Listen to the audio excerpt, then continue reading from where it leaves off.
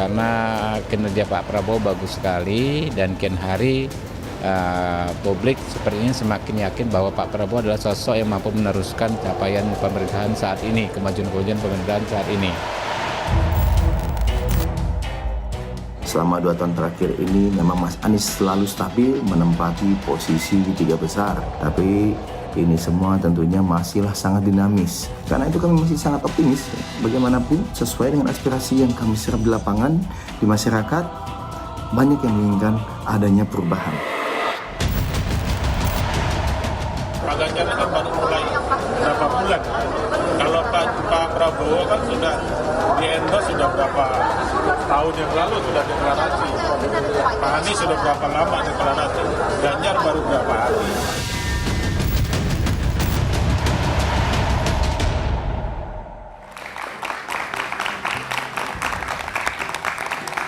Pemilu Presiden 2024 masih sekitar 9 bulan ke depan. Namun aura persaingan dan rebutan dukungan sudah mulai dilakukan. Beragam cara dilakukan guna meningkatkan popularitas dan elektabilitas. 3 kandidat bakal calon presiden Prabowo Subianto, Ganjar Pranowo, dan Anies Baswedan masih berada di 3 teratas terkait elektabilitas. Prabowo Subianto menduduki urutan pertama di survei Litbang Kompas yang dirilis hari ini, disusul Ganjar Pranowo dan Anies Baswedan. Kedekatan Prabowo dengan Presiden Jokowi diduga menjadi salah satu faktor yang membuat elektabilitas Prabowo tinggi. Sementara elektabilitas Ganjar turun, diduga imbas penolakan dia terhadap timnas Israel U20 bermain di Indonesia. Namun Pilpres masih beberapa bulan. Masih ada waktu bagi para kandidat untuk mengubah peta dukungan jelang pemilihan. Ketepatan strategi dan kemampuan para kandidat mengambil hati calon pemilih bakal diuji. Dan inilah satu meja forum adu kuat para kandidat. Dinamika politik dalam negeri kian sengit. Sejumlah orang yang dikabarkan akan ikut pemilihan presiden tahun 2024 mulai sibuk menggalang dukungan. Prabowo Subianto, Ganjar Pranowo, dan Anies Baswedan adalah 3 nama yang dikabarkan akan maju dan berkompetisi di Pilpres 2024 nanti. 3 nama ini selalu menduduki papan atas survei terkait popularitas dan elektabilitas. Hal ini dicermati oleh sejumlah lembaga survei seperti Litbang Kompas yang merilis survei elektabilitas terkini hari ini. Dalam survei elektabilitas Litbang Kompas periode 29 April hingga 10 Mei 2023, Prabowo Subianto berada di posisi pertama dengan 24,5%. Lalu Ganjar Pranowo di posisi kedua dengan 22,8% dan Anies Baswedan di posisi ketiga dengan 13,6%. Tak hanya Litbang Kompas, survei yang dilakukan LSI Denny JA dan Indikator Politik Indonesia juga menempatkan Prabowo Subianto di posisi teratas menyalip Ganjar Pranowo. Elektabilitas Prabowo kembali naik tak lepas dari turunnya elektabilitas Ganjar Pranowo. Pernyataan Ganjar yang menolak kedatangan tim sepak bola Israel bermain di Piala Dunia U20 dituding sebagai penyebab melorotnya elektabilitas Ganjar. Selain itu, naiknya elektabilitas Prabowo juga disinyalir terjadi karena faktor efek Jokowi. Kedekatan Prabowo dengan Jokowi dianggap membuat para pendukung Jokowi yang semula ke Ganjar mengalihkan dukungan. Pemilihan presiden masih 9 bulan lagi, artinya segala kemungkinan masih bisa terjadi, termasuk bergesernya posisi. Adu kuat para kandidat itulah tema satu meja The Forum malam ini. Telah hadir di studio dari ujung sebelah kanan ada Burhanuddin Muhtadi. Malam Mas Burhan, Malam, Direktur Eksekutif Indikator Politik Indonesia. Kemudian ada Eriko Sotarduga, Ketua DPP PDI Perjuangan. Selamat malam, Bang Assalamualaikum. Ada Mas Sudirman Said, anggota tim 8 Koalisi Perubahan untuk Persatuan. Malam Mas Dirman. Di sebelah kiri ada Habibur Rahman dari Waketum Partai Gerindra, dan di ujung sebelah kiri ada ada Toto Suryaningtyas, peneliti senior Litbang Kompas. Malam, Mas Toto. Ya, saya akan coba mulai diskusi dari Toto. Toto, coba dijelaskan terlebih dahulu apa sebenarnya survei terakhir yang dirilis Litbang Kompas, metodologi dan margin of error-nya sebenarnya berapa sih? Dan temuannya apa sebetulnya? Survei kami ini survei reguler yang sudah dilakukan sejak Oktober 2019. Metodologinya tatap muka di 38 provinsi. Jadi memang ada penambahan sesuai dengan penambahan jumlah provinsi di Papua. Seluruh provinsi di Papua itu kita cover minimal 8 responden. Total responden kami 1.200. Kita mengcover kira-kira 200 kabupaten kota dengan kira-kira 300 kecamatan dan 300 kecamatan dan sekitar 300 RT RW. Jadi satu RT itu kita ambil 4 sampel. Jadi dari hasil survei kami ini, survei tatap muka yang kita lakukan di akhir bulan April dan awal Mei, ini kita mendapat hasil yang sebetulnya sudah kita perkirakan juga. Jadi bahwa elektabilitas dari Ganjar Pranowo pasti akan tertahan. Tertahan, bahkan setelah kita dapat hasilnya, ternyata dia hasilnya setback 1 tahun. Jadi kalau Apa tuh setback 1 tahun? Jadi mundur seperti kira-kira bulan Juni 2022. Jadi angka yang sekarang ada untuk elektabilitas Prabowo dan elektabilitas Ganjar itu hampir sama, hanya selisih 0,1, 0,2 dengan situasi di Juni 2022. Tapi kan gini, kalau dari sisi elektabilitas Pak Prabowo kan naik cukup signifikan ya, hampir sekitar 6% atau 4% naik. Apa temuan dari peningkatan elektabilitas dari Pak Prabowo? Jadi kita harus juga melihat dalam perspektif, kalau dalam perspektif nilai bahwa sesama partai nasionalis itu sebetulnya sudah lama dibuat riset bahwa konstituen itu beralih di antara sesama partai nasionalis juga. Jadi ketika terjadi kekecewaan terhadap taruhlah pernyataan Ganjar Pranowo, ini pemilihnya juga lalu move. Kalau dari hitungan kami, kalau dari angka tinggal 63% dari total ya, itu yang tetap mendukung Ganjar sebagai presiden. Sementara 12,5% itu lari ke Prabowo gara-gara U20. U20? Ya, sisanya memang lalu menjadi tidak tahu dan juga ada yang masih menunggu. Baik. Kita coba ke Burhan ya. Burhan, dari indikator politik apakah ada temuan yang sama dengan peningkatan elektabilitas dari Pak Prabowo? Ya, memang kami temukan pola yang sama seperti yang ditemukan oleh Litbang Kompas. Terutama sejak Maret 2023. Maret 2023. Itu ada pola di mana Pak Prabowo mengalami rebound. Sebelumnya sampai bulan Februari kami masih menemukan peringkat ketiga itu masih Pak Prabowo. Peringkat kedua masih Mas Anies. Nah, Mas Anies menyalip Pak Prabowo di November 2022. Kemudian Maret kembali disalip oleh Pak Prabowo. Nah, pertanyaannya apa yang menjelaskan peningkatan elektabilitas Pak Prabowo bahkan sampai akhirnya menyalip Ganjar Pranowo. Ada 2 penjelasannya ya dari data yang kami temukan. Yang pertama adalah endorsement Presiden Jokowi. Endorsement Presiden Jokowi. Kebetulan endorsement Presiden Jokowi itu memakai bahasa yang kalau istilah komunikasi low context. Low context. Jadi misalnya kata 2024 jatahnya Pak Prabowo, kemudian Pak Prabowo the next president 5 kali. Yang kedua selain endorsement itu? Dan yang kedua adalah blunder Ganjar Pranowo terkait dengan Piala Dunia U20. Ya. Jadi yang pertama dulu. Jadi kalau kita lihat endorsement Presiden Jokowi itu bersamaan dengan peningkatan approval Presiden Jokowi. Approval Jadi ratingnya terutama naik. di bulan Maret itu ada peningkatan approval yang cukup tajam dibanding akhir 2022 dan itu memberi kabar baik buat capres yang diasosiasikan dengan Presiden Jokowi. Nah, ketika Mas Anies menyalip Pak Prabowo di November 2022, itu pada saat approval Pak Jokowi drop 6 poin. Ada korelasi ya? Ada korelasi. Nah, selain blunder tadi, blunder Piala Dunia U20, tetapi juga ada efek Presiden Jokowi yang memberikan dukungan bukan hanya ke Ganjar Pranowo, tapi juga ke Prabowo Subianto. Baik. Bung Habib, ini kan elektabilitas Pak Prabowo kan rebound ya kalau istilahnya Mas Burhan ya. Habib melihatnya apa sebetulnya faktor yang membuat kemudian Pak Prabowo kemudian rebound sebetulnya? Ya, ada 2 hal ya. Yang pertama, Prabowo efek sendiri. Prabowo efek? Sendiri. Apa itu? Ya kan, kinerja beliau di Menhan ya, yang sangat maksimal dan itu terbukti dari hampir semua lembaga survei menyampaikan mengabarkan beliau menteri dengan kinerja terbaik. Pos Menhan juga cocok ya dengan situasi saat ini, di mana di tingkat global ada masalah yang menarik perhatian. Geopolitik. Ada perang Ukraina Rusia, ada ketegangan Amerika China, Laut Cina Selatan dan lain sebagainya. Nah, yang satu Prabowo efek itu, yang kedua Jokowi efek. Jokowi efek. Jadi bergabunglah antara Prabowo dan dua Jokowi efek efek. yang besar, Prabowo efek, Jokowi efek. Memang Pak Jokowi tidak pernah secara resmi formal menyampaikan dukungan kepada Pak Prabowo, tapi kita melihat publik memahami gestur politik Pak Jokowi. Oke. Ya.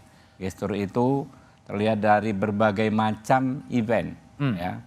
Mulai dari yang disampaikan di ulang tahun Perindo, aktivitas bersama di 3 kota, yang terbaru bahkan setelah musra, di mana musra tersebut tidak secara tegas menyampaikan adanya dukungan ke Ganjar seorang. Ya. Setelah musra beliau nyebur barang itu yang di mana nanam mangrove itu. Nanam mangrove ya, itu yang jadi menarik perhatian ya. Oke, baik, sebentar. Babik, saya ke Bung Eriko dulu. Ya. Bung Eriko. Saya udah menduga ini Mas, ya, Mas Budiman. Gini, artinya gini, Pak Jokowi itu kan juga kader PDIP. Iya, betul. Ya. Lalu kemudian tadi kan ada faktor Jokowi efek yang juga mempengaruhi kepada Pak Prabowo. Kenapa Jokowi efek itu larinya kepada Pak Prabowo bukan kepada Mas Ganjar?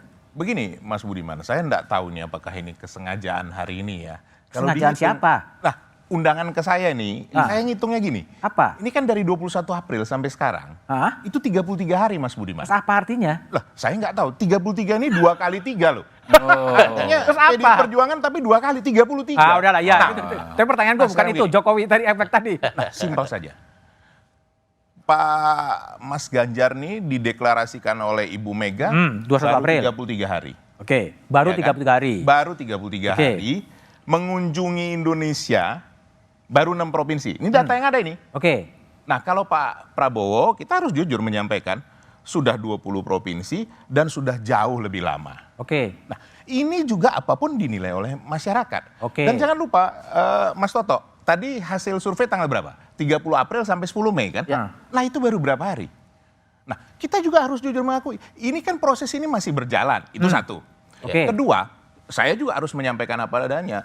Saya setuju dengan Adinda Habibur Rahman bahwa sebagai menteri di di Panggungnya kabinet besar, saya, magnetnya besar. Coba pikir Mas Budiman, adakah di negara lain seunik Indonesia Hah? mantan kompetitor 2 kali. bisa menjadi sama-sama duduk di dalam satu Pemerintahan. pemerintahan yang sama? Oke. Nah, apakah efek positifnya ini? Tentu kami menilainya juga sebagai kader PDI Perjuangan Pak Jokowi. Kami menilai positifnya apa? Bahwa ini tidak ada hal apa-apa lagi nanti untuk di 2024. Oke. Jadi siapa? Jadi kalau Jokowi endorse Pak Prabowo masuk akal gitu ya? Loh, sebagai menteri. Sebagai menteri. Sebagai bagian dari kabinet. Jadi memang Pak Jokowi mengendorse Pak Prabowo? Loh, sekarang saya tanya, di mana ada negara kompetitor bisa diajak menjadi satu bersama-sama di pemerintahan? Nah, itu kan satu keberanian Pak Jokowi. Oke lah ya. Kita dari tanya situ kepada tentu- Mas Sudirman dulu. Tapi Mas Sudirman, ini kan kalau lihat hasil Ya. survei, termasuk survei dari Indikator Politik Indonesia, ini kan surveinya Mas Anies Baswedan kan relatif stagnan ya. Sebetulnya apa sih dan strategi dan kenapa itu bisa stagnan? Tapi jawaban Mas Sudirman setelah jeda berikut ini.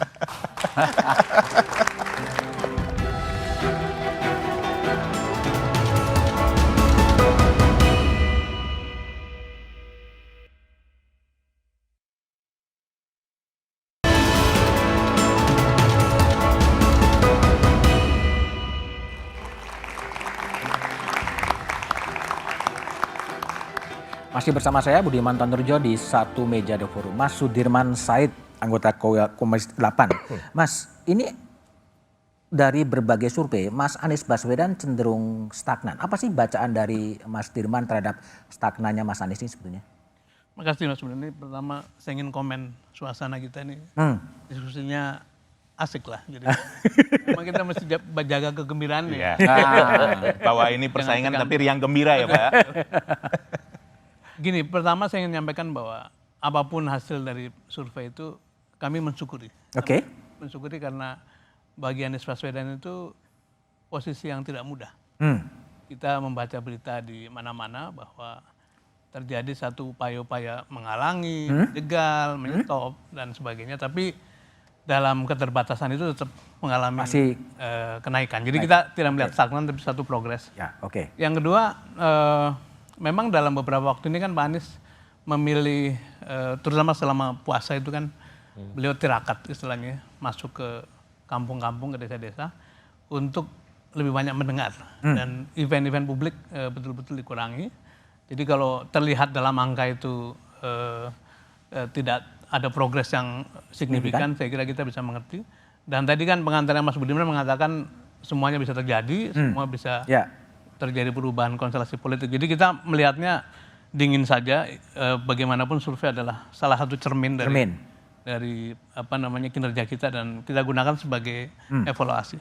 Tapi secara keseluruhan kita bersyukur karena suasana di dalam koalisi maupun penerimaan masyarakat makin hari makin kelihatan kuat dan kita bersama-sama dengan Mas Ganjar, dengan Pak Prabowo ingin mewarnai kontestasi ini dengan kegembiraan. Dengan kegembiraan dan dengan gagasan. Betul, seperti itu. Oke, baik. Kita coba lihat terlebih dahulu ya bagaimana sebenarnya pergerakan dari bakal calon presiden berdasarkan hasil survei dari Litbang Kompas. Ya, bisa ditampilkan kalau pada bulan Oktober 2022 itu Ganjar Pranowo pada angka 23,2, Prabowo Subianto di angka 17,6 dan Anies Baswedan di angka 16,5. Itu Oktober. Lalu kemudian ketika menginjak pada bulan Januari 2023 itu Ganjar Pranowo di angka 25,3, Prabowo Subianto 18,1, Mas Anies Baswedan pada angka 13,1. Selanjutnya yang terakhir yang dirilis pada hari ini oleh Litbang Kompas adalah di Mei 2023. Ini Pak Prabowo sudah nyalip ya 24,5%, Ganjar Pranowo di angka 22,8 dan Anies Baswedan di angka 13,6. Mas Toto yang bikin survei, saya tanya terlebih dahulu. Ini pergeserannya kenapa terjadi sebetulnya? Pada bulan Oktober Januari masih Mas Ganjar dan kemudian pada Mei Pak Prabowo. Pergeserannya tadi yang kami sampaikan, ada drama yang paling besar, drama U20. Drama U20? Ya. Yang kedua juga tadi yang disampaikan Mas Burhanuddin tadi, memang soal dalam tanda petik sinyal-sinyal yang disampaikan oleh Pak Jokowi. Tetapi mungkin menarik tadi menggarisbawahi lagi tentang elektabilitas Anies Baswedan. Pak Anies itu sebetulnya kandidat yang sudah punya elektabilitas cukup tinggi di awal pemerintahan ini.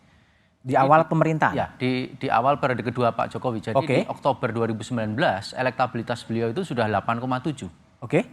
Elektabilitas Ganjar itu baru 1,8. Elektabilitas Prabowo sudah 14, sekian, 14,3. Artinya modal dasar dari Pak Anies itu sebenarnya sudah cukup tinggi, separuh dari yang sekarang ada. Nah, bagaimana perjalanan dia kemudian bisa relatif stagnan dibandingkan kandidat yang lain?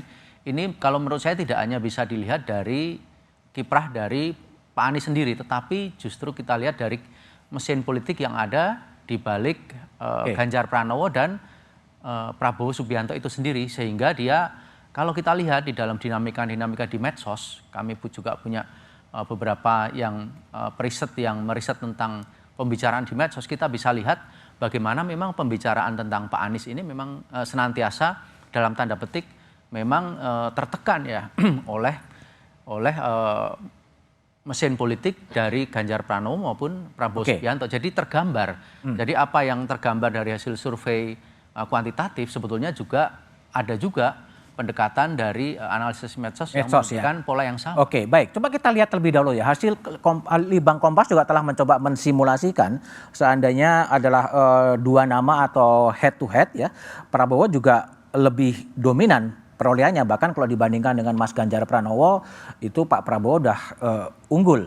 Nah kembali lagi Toto, jadi ini hasilnya bisa dibaca apa? Hasil hampir dalam semua head to head gitu kan Pak Prabowo mengungguli baik Mas Ganjar baik Mas Anies sebetulnya.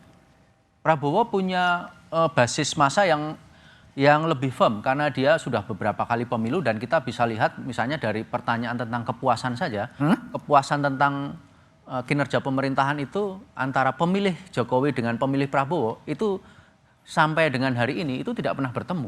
Jadi dia selalu menjauh bahkan di survei yang terakhir kepuasan terhadap Jokowi terhadap kinerja pemerintah untuk pemilih Jokowi itu 84%, sementara pemilih Prabowo atau non Jokowi itu hanya 45%. Jadi semacam diametral apa yang dilakukan oleh pemerintah itu lalu dinegasi. Nah, kalau kita lihat di dalam angka, kenapa Prabowo unggul? Sebetulnya unggulnya juga berbeda terhadap Ganjar. Unggulnya hanya unggul tipis. Sebetulnya dalam margin of error ya? Masih di dalam margin of error, hanya selisih 2,2. Tetapi kalau terhadap Anies memang agak lebar. Ya. Oke, baik. Mas Burhan, kalau dari temuan dari indikator politik Indonesia, kalau dalam baca head to head tiga calon itu seperti apa gambarannya? Ya sama, di bulan April kita punya simulasi head to head. Pak Prabowo unggul ketika lawannya di runoff, kalau misalnya keduanya lolos, baik melawan Ganjar maupun melawan Anies. Jadi sebenarnya cuma bedanya begini, kalau di survei kami itu kan di banyak nama itu Ganjar masih unggul sebenarnya. Dalam banyak nama ya? Tapi ketika dikerucutkan, misalnya dari 34, 20 nama, kemudian dikerucutkan semakin mengecil, itu kemampuan Mas Ganjar untuk menarik dukungan dari pendukung calon-calon presiden lain yang kita take out dalam simulasi yang mengerucut, itu kurang. Itu lebih bagus kemampuan Pak Prabowo sama Mas Anies. Misalnya, di 19 nama, itu Mas Anies hanya dapat 15%. Tapi ketika di simulasi 3 nama, Mas Anies meloncat jadi 22%. Jadi nambahnya 7%. Kemudian Pak Prabowo di simulasi 19 nama, itu hanya dapat kurang lebih sekitar 25%. Tapi ketika di 3 nama naik jadi 34,8%. Mas Ganjar naik juga dari 29 ke 34, hanya nambah 5%. Nah pertanyaannya, kenapa Mas Ganjar kemampuan untuk menarik dukungan dari capres yang lain agak kurang kuat dibanding Pak Prabowo sama Mas Anies? Nah ini pertanyaan yang menurut saya perlu harus menjadi dijawab, semacam evaluasi baik. Buat tim Mas Ganjar. Mas Habib, jadi kalau tadi kan menyebutkan ada Prabowo efek, ada kemudian Jokowi efek, ya, yang kemudian ikut mendongkrak ya elektabilitas dari Pak Prabowo. Mana sih yang sebenarnya lebih dominan? Apakah kemudian Jokowi efek atau Prabowo efek? Keduanya bersinergi menurut saya. Bersinergi. Ya, karena jadi Prabowo efek kan terkait kinerja, Jokowi efek terkait apa yang dibaca publik soal gestur politik, kedekatan. Bukan hanya itu, tadi saya mau lanjutkan sebetulnya. Karena kedekatan itu publik menjadi yakin bahwa sosok yang bisa meneruskan, ya kan, legasi capaian prestasi Pak Jokowi ini Pak Prabowo. Kan orang kalau mau meneruskan itu ya pemahaman publik ya, yang itu adalah yang di sekitar situ, yang tahu tantangannya pemerintahan saat ini, yang tahu masalah-masalahnya pemerintahan saat ini, sehingga publik kan 80% hampir approval rating terhadap Pak Jokowi. Sehingga masuk akal ketika Pak Prabowo dekat secara banyak gestur politik yang menunjukkan kedekatan, dan memang de facto publik memahami Pak Prabowo orang bekerja bersama Pak Jokowi di sekitar Pak Jokowi, maka itu dia saya bilang antara kinerja dan kedekatan tersebut bersinergi. Chemistry cocok ya? Ya, meningkatkan elektabilitas Pak Prabowo. Oke, baik. Kalau Mas Dirman ini kan pertarungan makin sengit dan waktu mungkin masih 9 bulan sih. Apa sih strategi yang akan dijalankan oleh koalisi perubahan untuk meningkatkan dan meribonkan Anies lebih ke atas? Saya kan nonton badminton di kanan gitu kan. yang kayak wasit sebetulnya Prabowo dan Ganjar. Kita nyelip di tengah lah. Ya di tengah lah. Jadi pertama gini, ada satu putaran yang disebut putaran psikologi masyarakat kan, kalau sudah 2 periode dengan langgam yang sama, itu optimis bahwa pada waktunya orang akan melihat yang baru. Dan itulah ruang kita barangkali kalau Mas Ganjar dan Pak Prabowo itu kan mengibarkan satu tema sama, melanjutkan. Kita ingin melakukan perbaikan itu, dan kami yakin bahwa perbaikan itu ruangannya selalu terbuka. Bukan berarti Pak Jokowi bermasalah, tidak. Tapi memang setiap kali ada pemilu, inilah ruangan untuk melakukan perbaikan. Change and continuity. Betul. Jadi itu yang akan kita tawarkan, dan karena itu berkali-kali kita mengatakan yang kita sodorkan adalah gagasan, bukan sekedar. Ini sebetulnya saya juga ingin komen gitu ya. Sejak awal kita melalui proses pemilu ini, seperti yang mengemuka adalah angka-angka survei. Tapi kita tidak pernah punya ruang yang cukup untuk membahas gagasannya Pak Prabowo apa, gagasannya Mas Ganjar apa, gagasannya Mas Ganjar apa. Jadi rasanya kita perlu dorong untuk melengkapi angka survei ini, apa yang bisa kita hadirkan pada masyarakat, mulai orang itu menggagas, bahkan mungkin surveinya diperdalam, tidak sekedar angka, tapi juga bagaimana pandangan masyarakat terhadap strategi pertanian, pangan, dan sebagainya. Jadi ini yang mau kita dorong, dan kami yakin sekali bahwa in time pada waktunya, walaupun tadi dikatakan kita mulai dengan 8% terus, kita steady ya, ada juga kenaikan sedikit, tapi kita berharap bahwa secara perlahan kenaikan itu akan sampai pada satu traction yang pada waktunya akan baik bagi Anies lah kira-kira. Tapi yang pasti Mas Anies akan menawarkan sebuah gagasan-gagasan terhadap Republik ini untuk memperbaiki kondisi Republik. Itu kan sudah jadi karakter Pak Anies sejak awal ya. Bahkan ketika jadi gubernur pun yang ditawarkan selalu apa yang bisa dilakukan untuk rakyat Jakarta dan sebagainya. Jadi di samping memang selalu pola pikiran demikian, tapi juga track record-nya kan sudah membuktikan bahwa selama di Jakarta banyak sekali perubahan yang dinikmati oleh masyarakat. Jadi dua hal ini saya kira akan menjadi tawaran kita pada publik lah. Oke, baik. Bung Eriko, Ya. ini kan Jokowi efek dianggap sebagai faktor yang cukup determinan ya untuk menentukan. Tadi Mas Burhan, baik Totok mengatakan bahwa akan sangat mempengaruhi. Tapi kan kelihatan Pak Jokowi dibaca lebih condong kepada Pak Prabowo. Ini akan menjadi ganjalan bagi Mas Ganjar dan PDIP. Tapi jawabannya setelah jeda berikut ini aja ya. Sudah saya duga itu.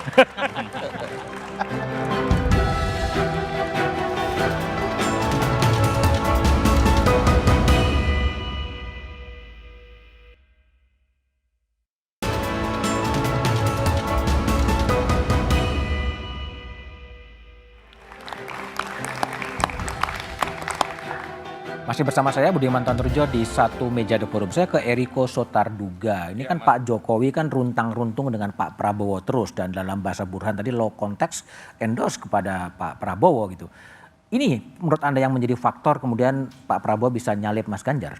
Begini, Mas Budiman, tidak bisa dipungkiri bahwa konsep yang namanya meneruskan dari legacy Pak Jokowi itu memang berarti. Dari hasil survei kan sebenarnya tingkat kepuasan pada Pak Jokowi sungguh signifikan ya. Artinya ini sangat tinggi. Dan kalau ini kita melihat, coba nanti mungkin Mas Toto sama Mas Burhanuddin bisa menyampaikan. Nah kalau ini dibagi, sebenarnya persis betul loh. Artinya di mana yang diarahkan Pak Jokowi itu kepada Pak Prabowo atau kepada Mas Ganjar. Dan kalau dilihat hasil surveinya kan perbedaannya tidak terlalu signifikan, masih dalam margin of error. Nah inilah yang dilihat ke depan ini. Pendukungan kemana sebenarnya dari Pak Jokowi. Tentu itu yang dilihat oleh masyarakat. Toh kalau kami di PDI Perjuangan ya jelas-jelas aja subjektif pasti melihat bahwa Pak Jokowi mendukung Mas Ganjar. Kenapa? Sama-sama sampai bahkan sholat Id. Nah kalau itu lagi tidak dipercaya, saya tidak tahu mau mengatakan apa lagi. Tetapi kan sah-sah saja kalau masyarakat menilai dalam proses ini tentu ini ada pilihan-pilihan, bahwa ada keberpihakan dan sangat wajar. Karena kenapa? Ini kan satu pemerintahan, di mana juga kalau dilihat secara jernih, Mas Budiman, ini kita bisa kaji. Sebagai Mas Ganjar sebagai gubernur kan punya keterbatasan, tidak mungkin Mas Burhanuddin setiap hari bisa melakukan tugasnya keliling seluruh Indonesia, itu pasti. Nah, sebagai Menteri Pertahanan, Bung Habibur Rahman tentu bisa lebih berjalan ke daerah-daerah. Dan itu satu hal yang sangat positif juga.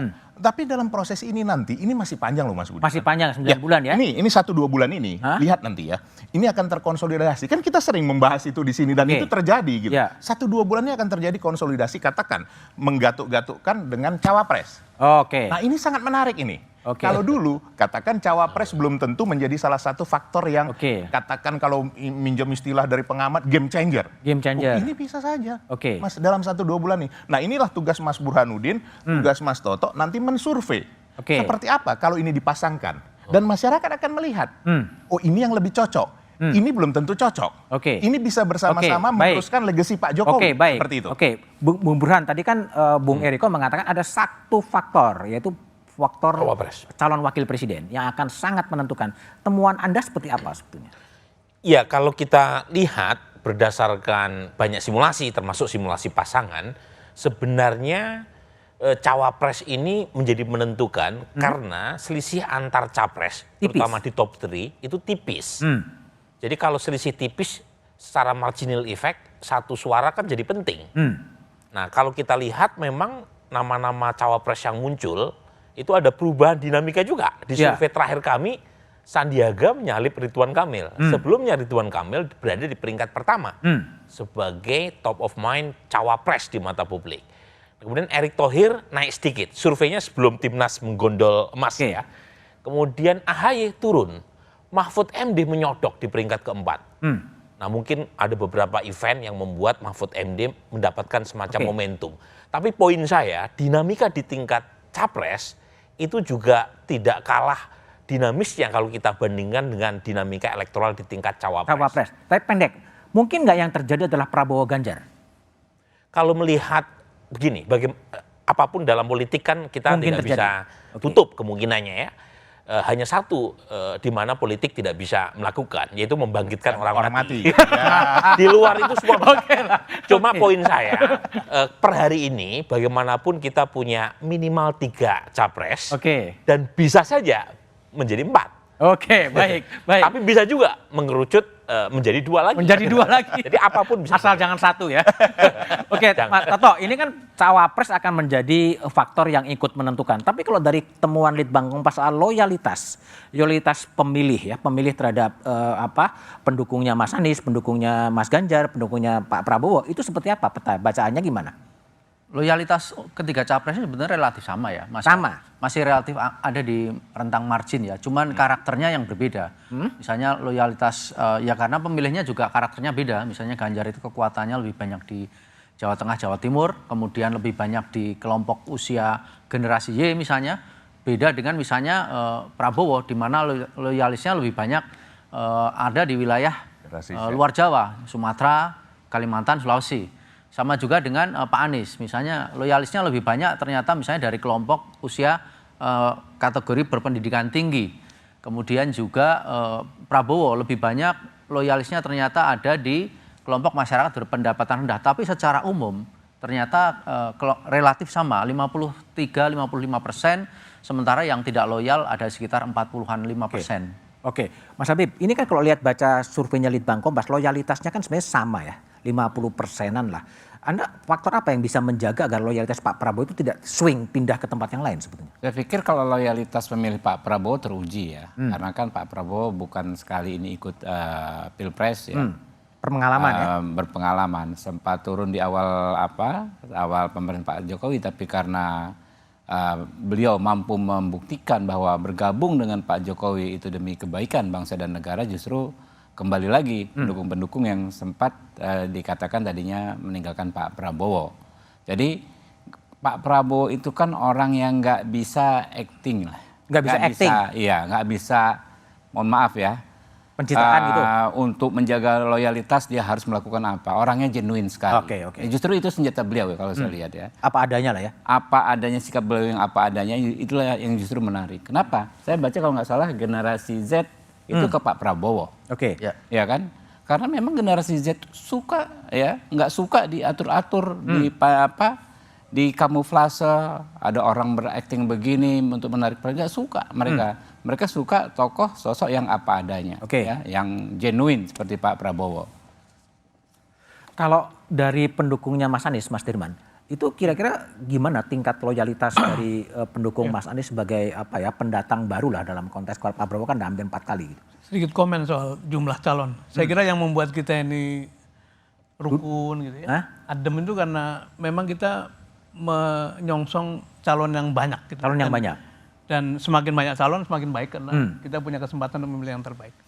Nah mengenai tadi pendukung loyal saya kira sudah dijelaskan Mas Toto. Kita menyadari itu dan kita yakin bahwa jumlah orang yang berpendidikan tadi itu makin hari makin besar. Artinya yang punya kesadaran itu makin hari makin besar.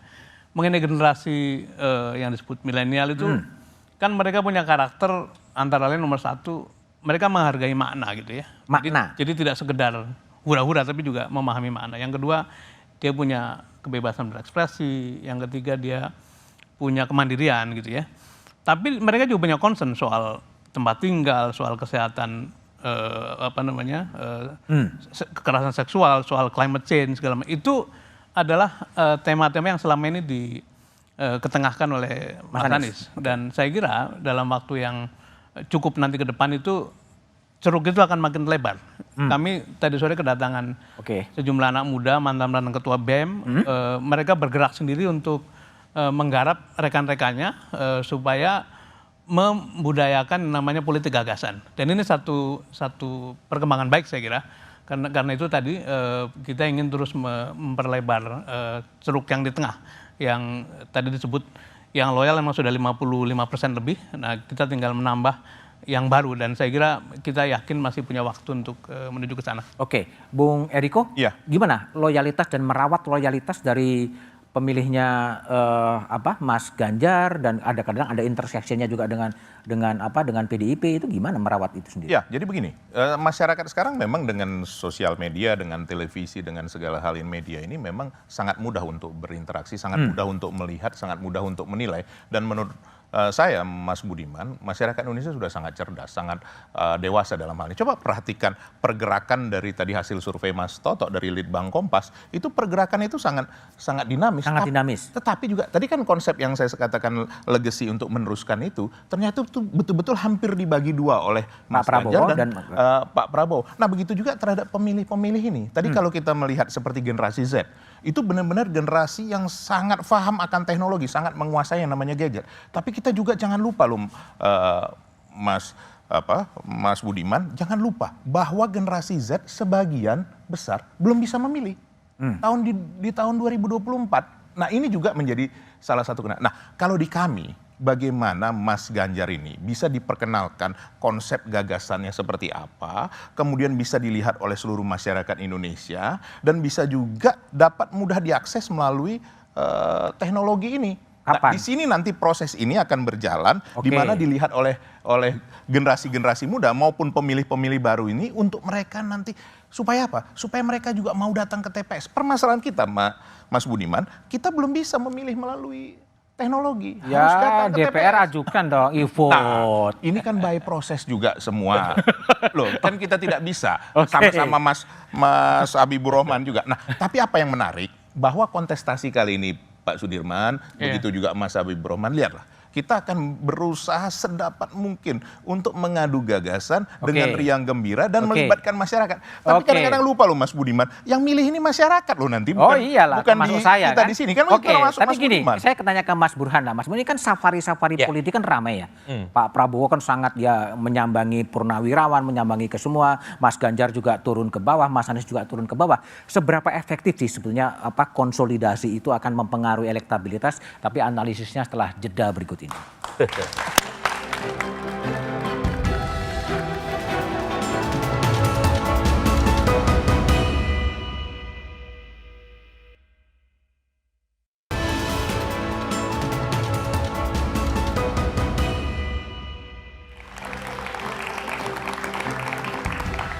Masih bersama saya Budiman Tanurjo di satu meja The Forum. Mas Burhanuddin Muhtadi, safari politik pergerakan 3 baca pres ini seberapa signifikan dia akan bisa mendongkrak elektabilitasnya sebetulnya?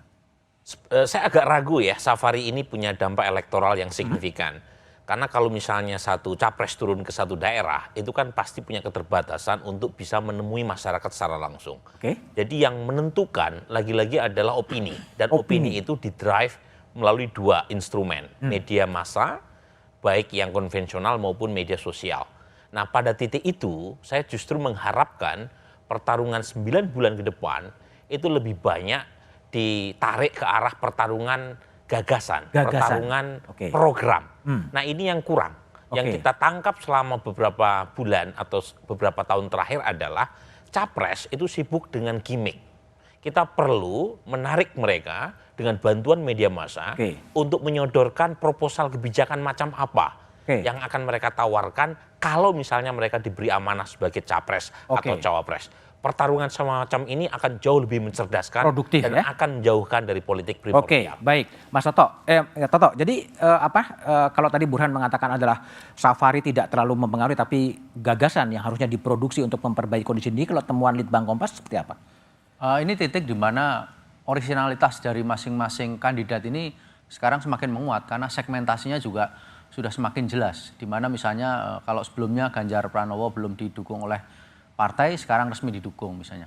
Jadi masing-masing kandidat sekarang sudah mulai menemukan originalitasnya di mana masyarakat lalu bisa memilih, menyesuaikan dengan aras politiknya masing-masing. Nah, harapannya bahwa di dalam ketiga kandidat ini, masing-masing aras politik yang ada di masyarakat, nasionalis Soekarnois misalnya, kemudian nasionalis ala Gerindra, kemudian juga Partai Islam, itu mendapat wadahnya. Sehingga hasrat politik yang ada di masyarakat ini pada akhirnya bisa ditampung oleh kandidat yang baik, Bung Habib. Jadi 9 bulan ke depan dan tadi ada ditantang untuk gagasan, apa yang akan dikerjakan oleh timnya Pak Prabowo dan Pak Prabowo sendiri sebelumnya? Justru yang disampaikan Pak Burhan ya Mas Toto itu justru yang memang selama ini sudah dan banyak dilakukan Pak Prabowo. Pak Prabowo kemanapun selalu bicara gagasan-gagasan besar.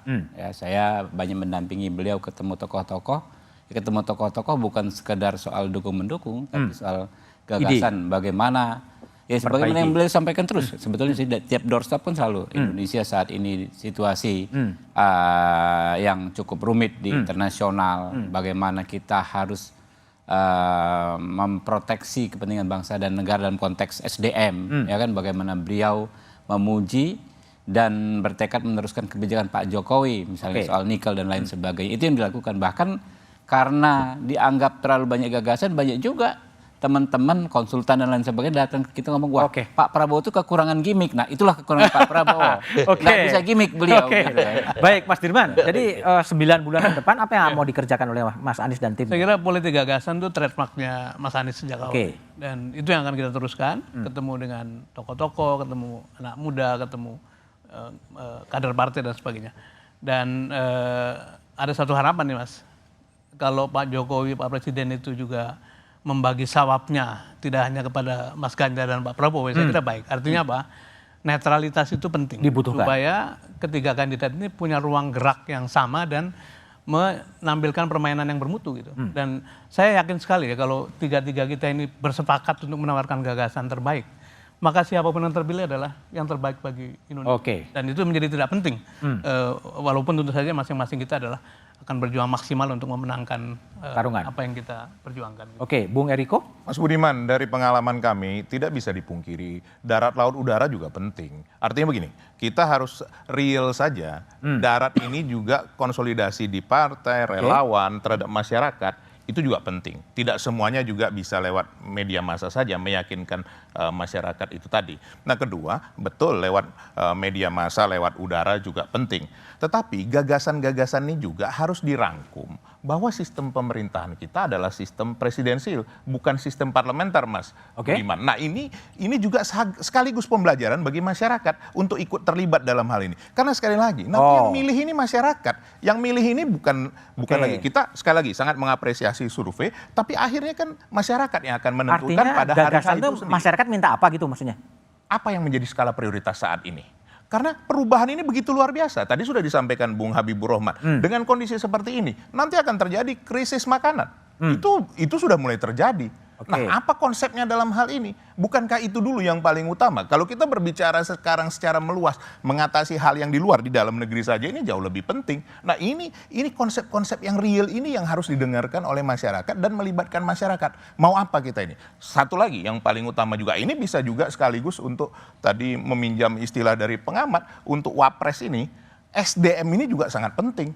Karena kita mau menuju Indonesia Emas 2045 dan meneruskan legasi Pak Jokowi.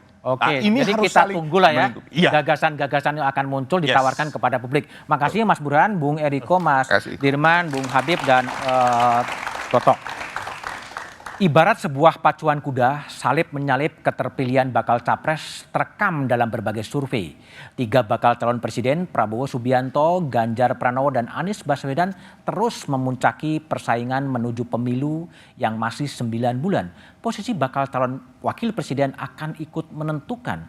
Namun kontes capres masih minim gagasan. Gagasan untuk memperbaiki kondisi negeri, mengurangi korupsi, menghadirkan keadilan sekaligus kesejahteraan. Kontestasi gagasan itulah yang ditunggu.